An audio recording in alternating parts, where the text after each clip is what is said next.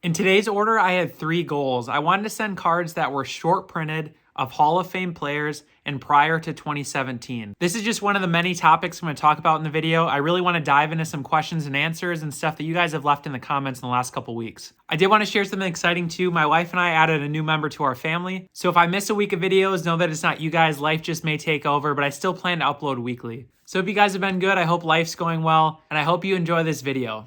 All right, guys, 200 cards back from PSA. So I have a couple topics I want to talk about here today. I have a list of notes. They're really messy there, but just to give me thought starters, I'm just going to kind of dive in, share the order, not focus so much on the cards, really focus more so on my thought process here, so you guys can maybe just kind of hear my rambling and maybe something will stick that's helpful for you. I always enjoy videos like this when the grader kind of talks about their thought process and really how they go about grading the cards they select and why. So that's kind of what I'm going to focus on today. And I hope you guys take something away. I'm not an expert, but again, maybe there's a few things here that you can grab. So in the description below, I will timestamp all the topics in case you guys want to jump to a specific one, or if you want to hear the whole thing, that's even better. All right, let's get started. So first of all, we have some Peyton Mannings, really cool cards. Some for the collection, some not. Got a black refractor, a white refractor, a black refractor, kind of got an Oreo cookie right there, basically. And then we did hit a 10 on one of them. So like I said, I'm going to talk about some topics. So first one I kind of want to touch on is my strategy for grading.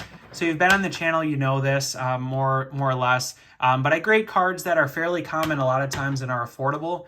And then I put them on my eBay store, sell them at card shows. And then I turn that money into cards for my collection, like this card right here. So this is a Peyton Manning Prism Insert Gold out of 10. Really cool card I have never seen before except for this copy. These are the cards that I specifically like to collect. I know everybody's different. These are the cards I like to collect. So what I do again is I put the time in, I grade, and then I take that money and turn it into my collection because I do not have an infinite bankroll to be buying 2007 Finest X-Fractors that are out of 25. But hey, I sure as hell can if I sell 5 of these, I can buy one of these, right? So that's kind of my strategy with grading. Super high level there, but you get the gist. So again, I do this mostly by selling on eBay, and you can see another cool one out of 50. And the way I do this is, again, I grade a huge quantity a lot of times. You know, this order is like 200 cards. And then I'll sell duplicates or I'll sell cards that aren't in the collection. So like this one will be sold, but I'll keep the 9 to kind of pay for it. And again, the reason I want to share that is just because it's not a topic that I think people talk about a lot. Like, you know, why do they grade? I mean, a lot of people, right, they grade it's clearly to make money, which is fine, or grow a collection. That's awesome. I just want to be super direct about what I do because maybe, again, that'll spark something for you guys. And as you can see here are some really cool Randy Moss cards. I'm a big fan of early football and basketball. And the reason being the parallels were not too many. So you see here 2014 Prism Jerry Rice, a really nice looking card. These parallels in these sets, like in 2014 Prism versus later years, are so much smaller, right? Like this year I think has maybe 8 parallels, but the most recent year of Prism has probably close to 100 if I had to guess. I mean, that's not an approximate, but you get the idea. So part of the reason that's really important is because these cards become much more collectible for people if somebody's trying to complete an entire set, right? So like this Prism, or if they're trying to get all the refractors from Bowman's Best, it's actually doable. Whereas with the modern sets, it's really not. It's just so difficult because you can't, like, you can go after it, but how are you going to get every one of one, every one of 5, and there's now like 8 different out of 5s, 8 different out of 10s, right? It just gets to be ridiculous. So that's my thought on the early and later cards.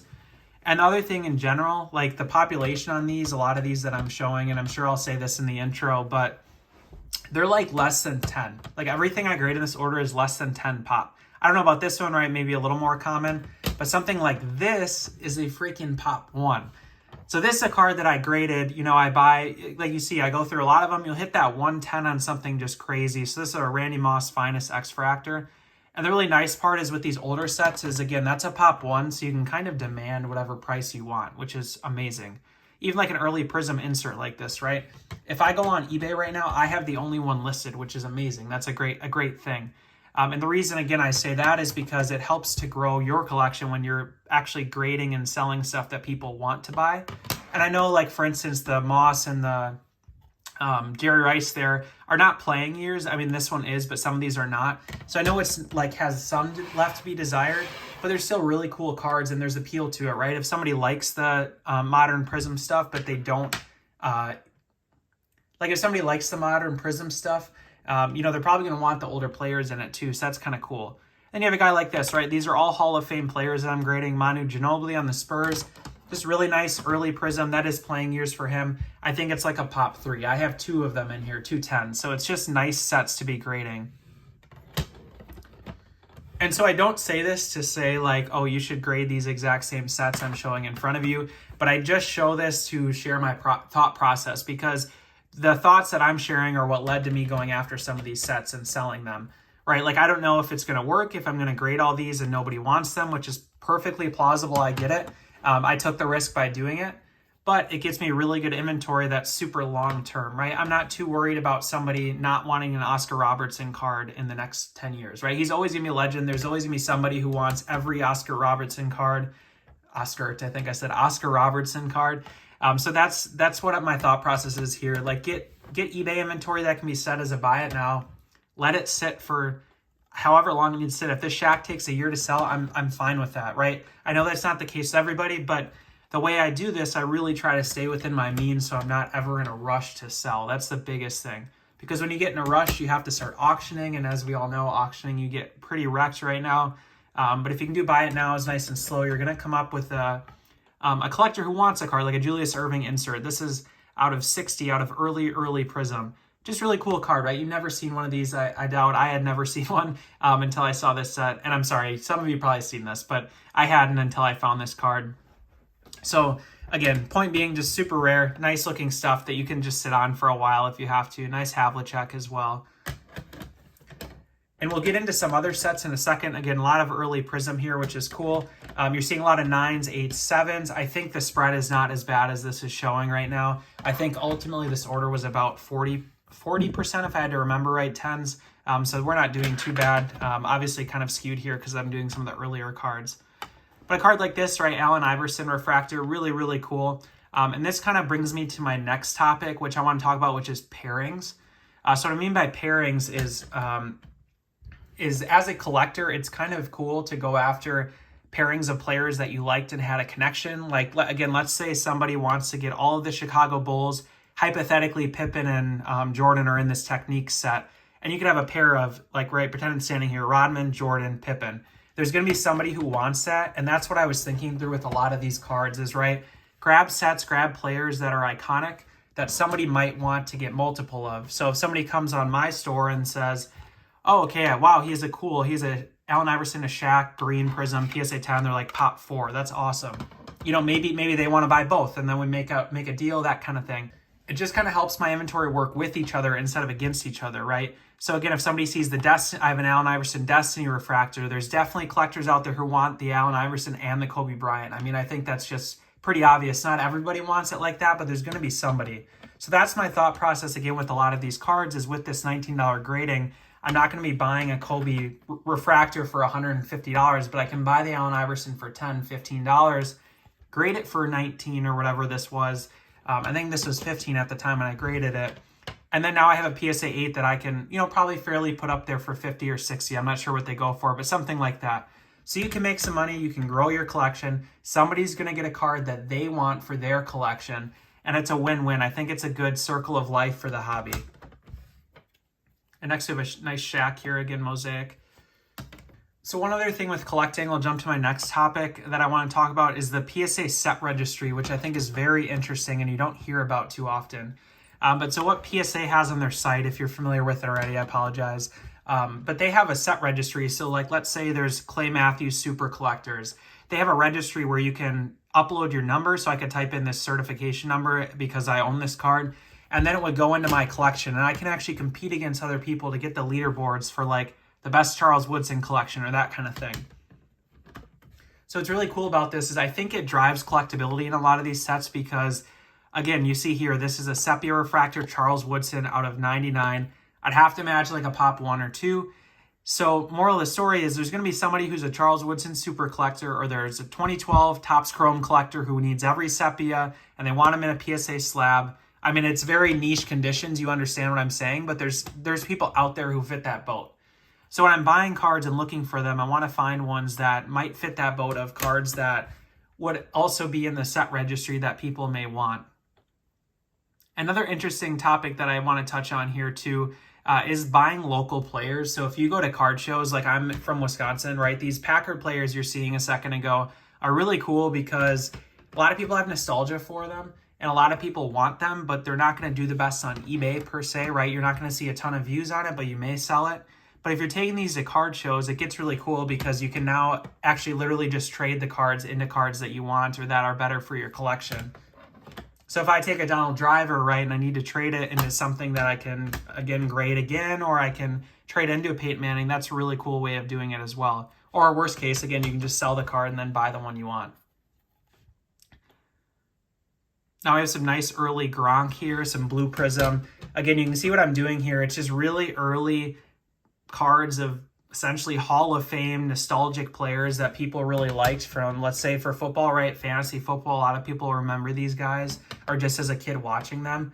And that's the point here, what I'm trying to do. So another thing I want to touch on a little bit is like non-rookie cards. You can see the vast majority of these are actually not rookie cards, which is a little unique. There's definitely some purists out there who think you need to be collecting only rookie cards for certain players.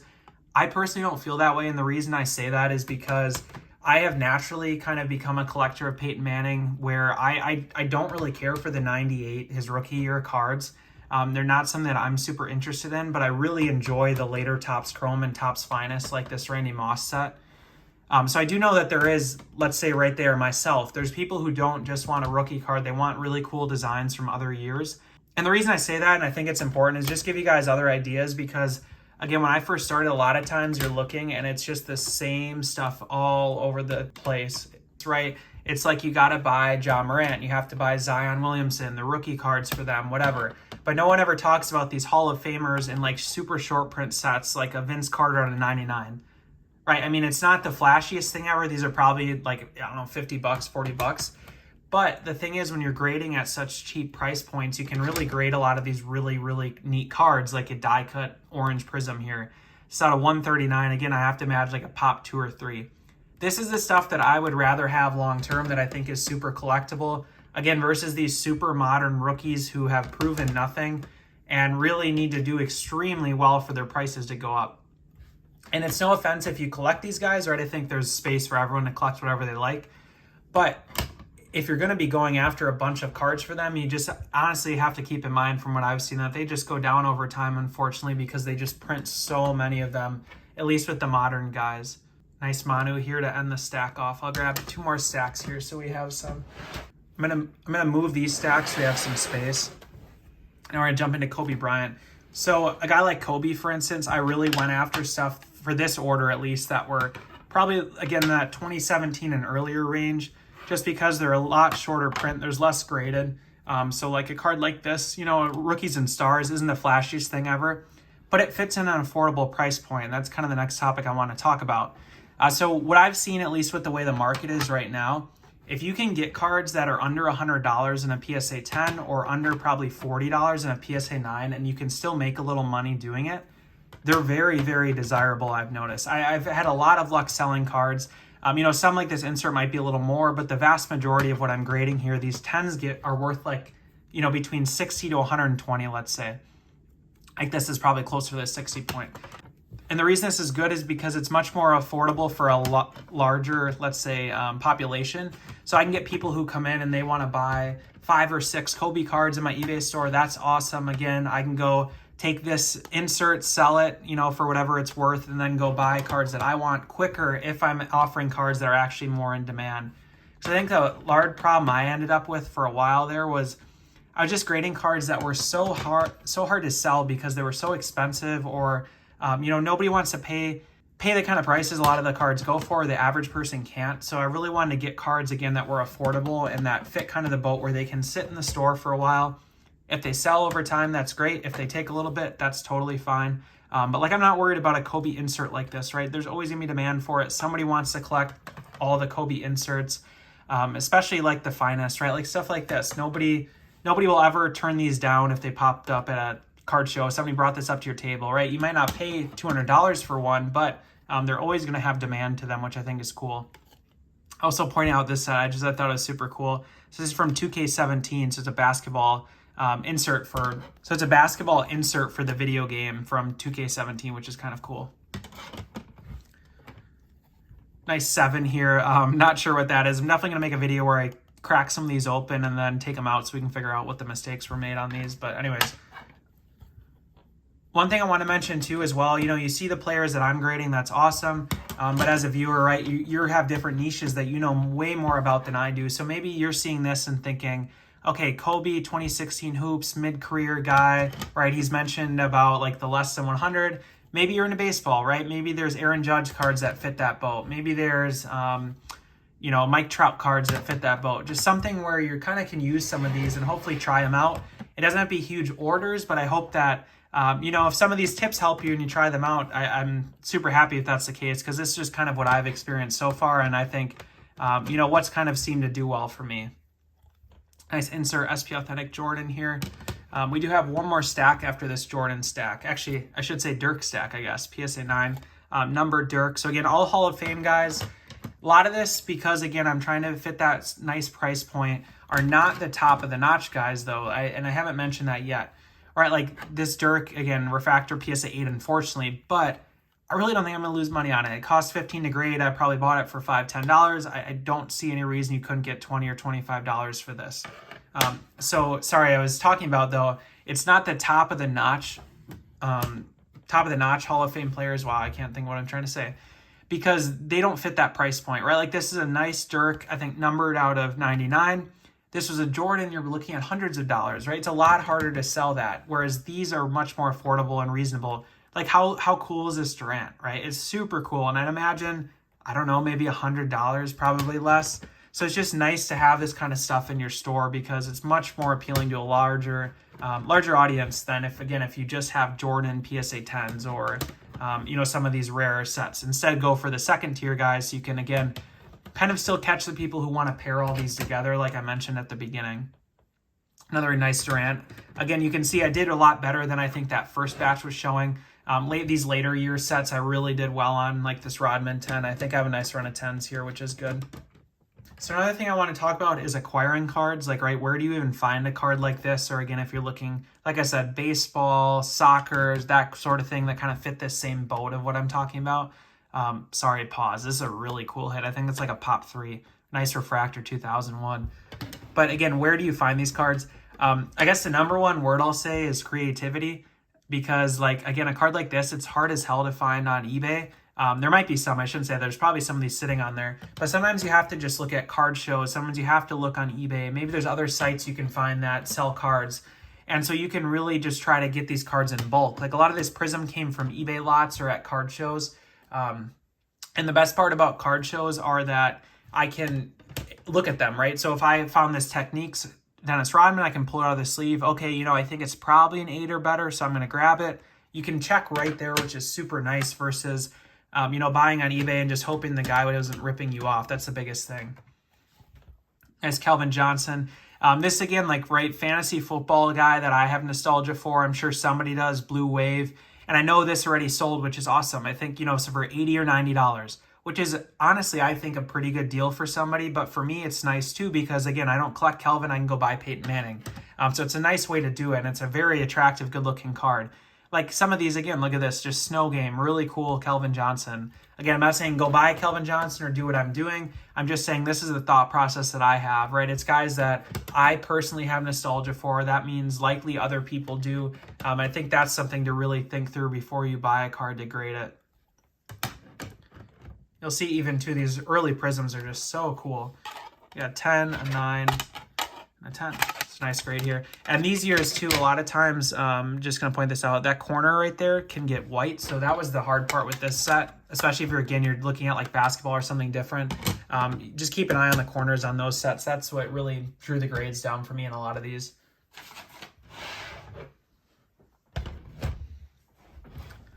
All right, last topic I want to talk about is size of orders. And like what I'm doing here, you can see I'm grading hundreds of cards at a time, which is honestly kind of ridiculous. I never expected to be here. I'm going to be honest. you know, I saw photos online of guys who would have these 100 card orders, and now that's me, and I feel crazy if that's the case. I'm very lucky. More of the story, what I'm getting at is what I'm doing here. Again, the buying, selling, grow a collection without having to put more money in just by doing it this way. You can do that with like 10, 20 cards at a time. That's what I did starting out. I don't think any of my first 5 or 6 orders were more than 20 cards. So you gotta find those nice cards, find those good deals or those sets that, you know, nobody thought to grade, right? Like this black refractor, I'm certain has to be a pop 1.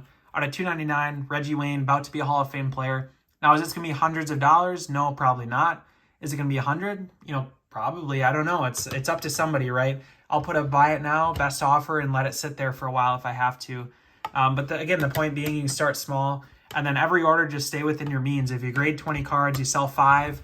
Use that 5 to grade 20 more. That's kind of the way I would go about doing this if I were you. Couple more McGrady's here, just early stuff. Again, these 2014 Prisms I just find really cool, and they're so cheap. Again, not saying you have to do it this way, but they're just sets I stumbled across. But there's tons and hundreds of other sets that fit this same boat that are just really cool. Again, I don't know how much Tracy McGrady is in demand, but nostalgic guy for me, and I'm sure a lot of people, so why not try it? Or again, Tim Duncan, you hit a refractor 10. Like, this is just super cool. I've never imagined owning cards like these, but now all of a sudden, again, I'm grading them and hitting 10s, which is just crazy because they're out there, guys. They definitely are. Nice LT9 copper refractor as well here. I've touched on this a few times, but this is kind of the last time I'm going to talk about. So my strategy with eBay is to do buy it nows or best offer. If you look on my page, you will see that. Now, the reason I do that is because I got very sick of auctions, right? You really can't make money doing auctions. They're going to end super cheap. No problem of anybody, right? I guess that's what the card's worth if you're auctioning and it's going for that price. But it just felt like a losing gamble, right? A lot of the cards I was selling at auction would go to somebody who buys it and then sells it for more. And I didn't want that. I want to be that guy who sells it for more or sells it directly to a collector. So buy it now, best offer gives me that opportunity, which is really nice. It's slower, obviously, but my goal here is to really just build a big store so that, again, I can sell a Jerry Rice Orange Prism, which is awesome, and use the money as I see fit for my collection. And it's been a slow grind, but it's been really good. And again, it's not crazy. If I have 100 cards, I'm really only selling like 5 or 6% a week versus auction, you'd sell all of them. But I'm probably getting 40, 50, 60% more because of it.